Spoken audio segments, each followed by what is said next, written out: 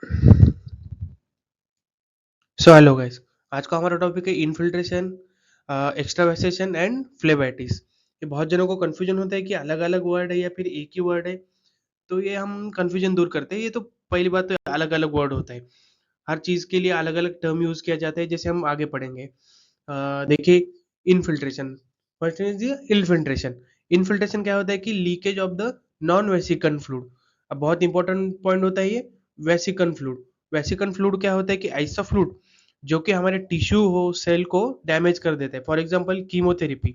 जो कीमोथेरेपी में कीमो का जो ड्रग यूज किया जाता है, वो हमारे सेल्स को डैमेज कर देता है।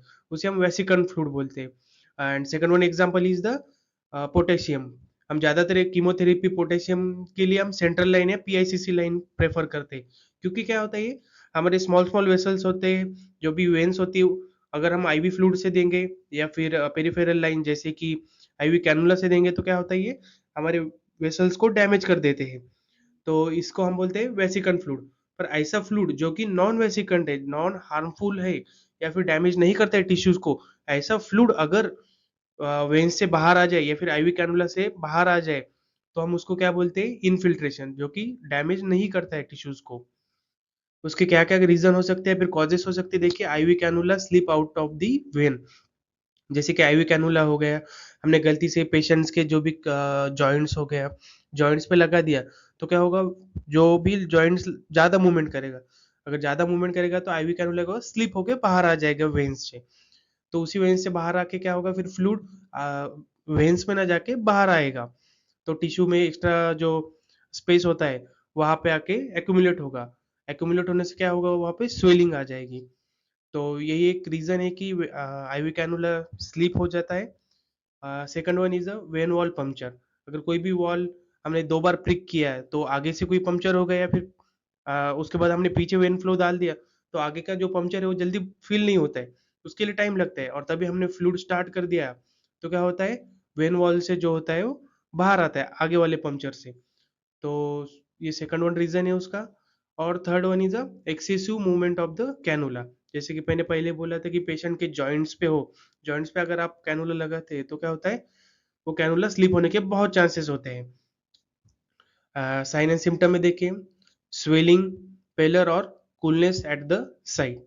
स्वेलिंग क्यों होता है, जैसे कि अगर वेन्स में वेन्स में अगर जो भी फ्लूइड होता है वो जाएगा, तो क्या होगा, वहाँ पे स्वेलिंग नहीं होगी, क्योंकि वो आगे बढ़ता है फ्लूइड पर।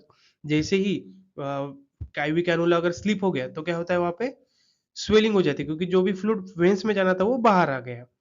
उसके बाद पैलर और coolness eight the side. Coolness क्यों होता है कि जो भी फ्लूइड होता है वो टेम्परेचर से हमारी बॉडी में कम हो जाता है। हमारी बॉडी का टेम्परेचर ज़्यादा होता है, और फ्लूइड का अगर टेम्परेचर कम होगा, तो क्या होगा, वहाँ पे कूलनेस हमको फील होगा। एंड सेकंड वन साइन क्या होता है उसके लिए, pain and discomfort. Obviously pain होगा, अगर कोई भी बॉडी में एक्सेसिव, उस जगह पे एक्सेसिव अगर कोई भी चीज़ एक्यूमुलेट हो जाती है, तो वहाँ पे हमको पेन एंड डिस्कम्फर्ट होता है। तो इन्फिल्ट्रेशन में हमको सिर्फ यही ध्यान रखना है कि नॉन वेसिकल फ्लूइड में हम एनएस भी आता है, आरएल भी होता है। तो नॉन वेसिकल फ्लूइड अगर लीक होता है, पेशेंट को देखा आपने कि उसको एनएस चालू है, और फिर तभी आपको दिखा कि उसके हाथ में स्वेलिंग आ गई, तो हम उसको क्या बोलेंगे, इन्फिल्ट्रेशन। तो ये तो क्लियर हो गया। अब सेकंड वन देखते हैं, एक्स्ट्रावेसेशन। एक्स्ट्रावेसेशन क्या होता है, लीकेज ऑफ द वेसिकंट ड्रग। अब यहाँ पे आता है वेसिकंट ड्रग। ऐसा ड्रग जो कि टिश्यूज को डैमेज कर देता है और ब्लिस्टर्स भी फॉर्म कर देता है। तो ऐसे फ्लूइड को हम क्या बोलते हैं, वेसिकंट फ्लूइड। अगर कीमोथेरेपी किसी पेशेंट को चालू है, फॉर एग्जांपल किसी पेशेंट को, एक पेशेंट को एनएस चालू है, एक पेशेंट को कीमोथेरेपी का ड्रग चालू है, अगर दोनों का भी आईवी कैनुला स्लिप हो जाता है और वहाँ पे स्वेलिंग आ जाती है, तो आप क्या बोलोगे, जिस पेशेंट को एनएस चालू होगा उसको हम बोलेंगे इन्फिल्ट्रेशन। इन्फिल्ट्रेशन। और सेकंड वाले को, जिसको कीमोथेरेपी चालू था और स्वेलिंग आ गई, उसको क्या बोलेंगे, एक्स्ट्रा वैसेशन। ठीक है, एक्स्ट्रा वैसेशन। फॉर एग्जांपल क्या होता है इसका, कीमोथेरेपी का ड्रग देते हो तभी भी एक्स्ट्रा वैसेशन होगा, क्योंकि वो डैमेज करता है सम एंटीबायोटिक्स एंड वासोप्रेसर्स, जो कि बीपी वगैरह बढ़ाती है, हार्ट का पंपिंग कराती है। उसका साइन एंड सिम्टम क्या होता है एक्स्ट्रा वैसेशन का, पेन और burning at the IV side. Pain तो ठीक है, इन्फिल्ट्रेशन में भी पेन होता है, पर बर्निंग यहाँ पे अलग क्यों है, क्योंकि बर्निंग क्यों होता है, जो कि वेसिकल फ्लूइड है, जैसे कीमोथेरेपी का ड्रग होता है, पोटेशियम भी होता है, वो क्या करता है, जो भी सराउंडिंग सेल्स है उनको डैमेज कर देता है। तो उसके लिए पेशेंट को क्या होगा, burning at the IV side होगा, पर इन्फिल्ट्रेशन में नहीं होगा उतना। Redness and swelling and blistering on और नेक्रोसिस, कभी कभी नेक्रोसिस भी हो सकता है क्योंकि ज़्यादा कॉन्सेंट्रेटेड होगा, वहाँ पे एक्यूमुलेट होके जाएगा एक ही जगह, तो नेक्रोसिस भी होने के बहुत चांसेस हो सकते हैं। नेक्रोसिस माने डेथ ऑफ द सेल्स चालू हो जाते हैं वहाँ पे। तो ये एक्स्ट्रावेसेशन हो गया। And third one is that phlebitis. अब फ्लेबाइटिस देखिए, phlebitis means inflammation of the when. अब इसमें फ्लेबाइटिस कभी भी आइटिस आया तो हमको ध्यान रखना है स्वेलिंग, और फ्लेब का मतलब होता है क्या, वेन्स। तो वेन्स में जो भी स्वेलिंग आता है उसको क्या बोलते हैं हम, phlebitis. Common, it commonly occurs at the an IV cannula side, but can also happen due to infection, trauma और irritant medications। इसका भी एक अलग टर्म यूज होता है, जैसे कि आईवी कैनुला साइड में भी होता है, एंड इन्फेक्शन अगर होगा, ट्रॉमा होगा, वहाँ पे भी फ्लेबाइटिस हो सकता है। तो फ्लेबाइटिस के कुछ टाइप्स है, इससे हम क्लियर हो जाएगा कि फ्लेबाइटिस क्या होता है। का पहला टाइप क्या होता है, मैकेनिकल फ्लेबाइटिस। मैकेनिकल फ्लेबाइटिस क्या होता है, आप देखिए कि जैसे कि लार्जर साइज ऑफ कैनुला हो गया, पुअर फिक्सेशन ऑफ कैनुला, उससे बाहर आता है जब भी कैनुला आईवी साइड से, तभी भी हम क्या बोल सकते हैं, फ्लेबाइटिस हो गया पेशेंट को। Excessive movement of the cannulate cannulate limbs, जैसे भी एक्सेसिव मूवमेंट करते हैं हम भी जॉइंट्स पे डालते हैं और वो वेन वेन से कैनुला बाहर आता है और वहाँ पे स्वेलिंग करता है, तो उसको हम क्या बोलते हैं, फ्लेबाइटिस। ठीक है, तो पहला टाइप है उसका मैकेनिकल, जैसे कि कोई भी लार्ज वेन कैनुला डाल दिया है, फिर एक्सेसिव मूवमेंट होके कैनुला बाहर आ गया, प्रॉपर फिक्स नहीं किया, तो भी मैकेनिकल फ्लेबाइटिस होता है।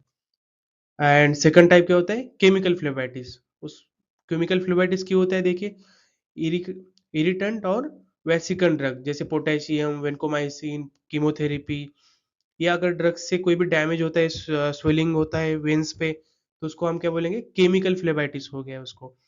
एंड कॉन्सेंट्रेटेड सॉल्यूशन, जो कीमोथेरेपी कॉन्सेंट्रेटेड सॉल्यूशन होता है बहुत ज़्यादा। Rapid infusion of the medications, अगर कोई पेशेंट्स का बीपी सडनली डाउन हो गया, अगर सडनली पेशेंट का बीपी डाउन हो गया तो क्या होगा, उसको हमको ज़्यादा से ज़्यादा आईवी फ्लूइड देना होगा, और कोई भी आइनोट्रॉप्स होता है वो जल्दी जल्दी देना पड़ता है क्योंकि बीपी हमको बढ़ाना होता है। या फिर पेशेंट को बीपी अगर कम हो गया तो स्ट्रोक्स आ सकता है, माइक्रोडिल इन्फेक्शन हो सकता है, हाइपोवोलेमिक शॉक हो सकता है, तो उसके लिए हमको ज़्यादा अमाउंट में आईवी फ्लूइड देना पड़ता है। तो उसी आईवी फ्लूइड ज़्यादा अमाउंट में देने के लिए कभी कभी वो डैमेज हो सकता है वेन्स, क्योंकि सडनली इतना ज़्यादा उसमें से फ्लूइड जाता है, तो उसको हम क्या बोलते हैं, केमिकल फ्लेबाइटिस। या फिर उसके वजह से, जो भी केमिकल्स की वजह से फ्लेबाइटिस होता है, वेन्स को स्वेलिंग होती है। Third one is bacterial phlebitis. अब बैक्टीरियल फ्लेबाइटिस से हमको दिख सकता है कि बैक्टीरियल का भी यूज होता है, वायरल जब इन्फेक्शन होता है, इस टर्म में हम बैक्टीरियल या फिर वायरल फ्लेबाइटिस बोल सकते हैं। जिसके कॉजेस क्या देखते हैं, infection due to poor aseptic technique, जैसे कि असेप्टिक टेक्निक्स माने हमने प्रॉपर तरीके से हैंड हाइजीन नहीं किया है, फिर सेंट्रल लाइन करते वक्त हमने प्रॉपर तरीके से स्टेराइल मेथड नहीं यूज किया, तो इसकी वजह से क्या हो सकता है, infection. And second is the prolong cannula use. Prolong, अगर एक ही कैनुला है वो बार बार यूज कर रहे हैं, 7 8 10 दिन हो गए, अगर कैनुला निकाल ही नहीं रहे, या फिर वो पेन कर रहे हैं तभी भी हम उसको पुश कर रहे हैं जबरदस्ती, तभी भी क्या हो सकता है, वहाँ पे फ्लेबाइटिस हो सकता है वहाँ पे। एंड एक ही कैनुला अगर कंटिन्यूली यूज किया और वहाँ पे हमने हाइजीन प्रॉपर तरीके से नहीं रखा है, तो वहाँ पे क्या हो सकता है, infected bacterial phlebitis, infected infection की वजह से जो भी फ्लेबाइटिस होगा उसको हम बैक्टीरियल फ्लेबाइटिस बोलेंगे। And fourth one is contaminated IV fluid. जैसे भी आईवी फ्लूइड हो गई, हम कभी भी देखिए कि कोई भी निडल होता है जो भी, तो हम उसको प्रिक कर देते हैं डायरेक्टली, कहीं भी निडल दिख गई, क्योंकि आई एयर जो चाहिए ना, बाहर से एटमॉस्फेरिक प्रेशर ज़्यादा चाहिए आईवी फ्लूइड अंदर जाने के लिए, तो हम क्या करते हैं, कभी भी आरएल हो या फिर एनएस के जो भी कोई सेट होता है उसको हम क्या करते हैं, प्रिक कर देते हैं किसी भी निडल से। अगर वो किसी भी निडल से अगर प्रिक कर दिया तो क्या होगा, वो आईवी फ्लूइड कंटामिनेटेड होता है।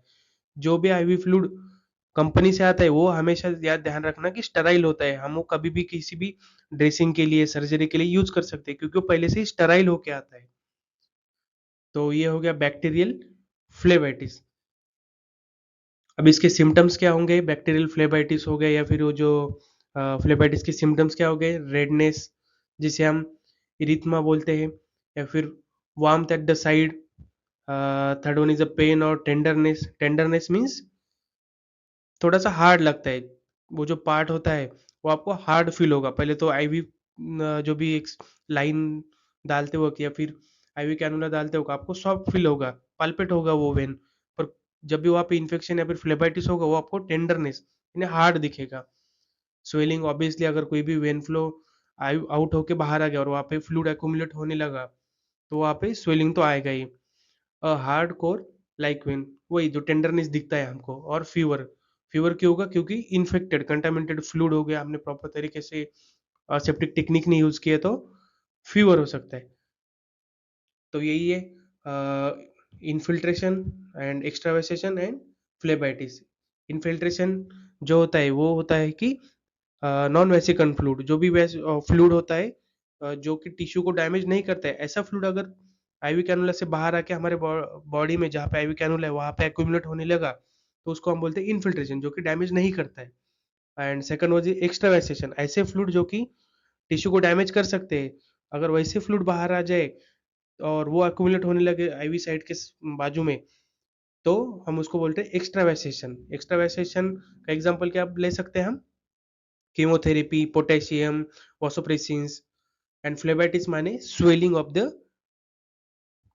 वेन्स, किसी भी रीजन से हो सकता है। अब वो कीमोथेरेपी के ड्रग से भी हो सकता है, या फिर वो नॉर्मल फ्लूइड से भी हो सकता है, या इन्फेक्शन से भी हो सकता है, वो मैकेनिकल जो भी हो, आईवी कैनुला स्लिप हो गया उसकी वजह से भी हो सकता है। तो ये इन दोनों का कॉमन वर्ड क्या है? फ्लेबाइटिस। इन्फिल्ट्रेशन का और एक्स्ट्रावेसेशन का कॉमन वर्ड है फ्लेबाइटिस। पर फ्लेबाइटिस के भी अंडर अगर हमको कैटेगराइज करें कि एक्चुअली क्या रीजन है उसका, तो हम यूज कर सकते हैं इन्फिल्ट्रेशन और एक्स्ट्रावेसेशन। तो आई होप आपको समझ में आया होगा। Thank you.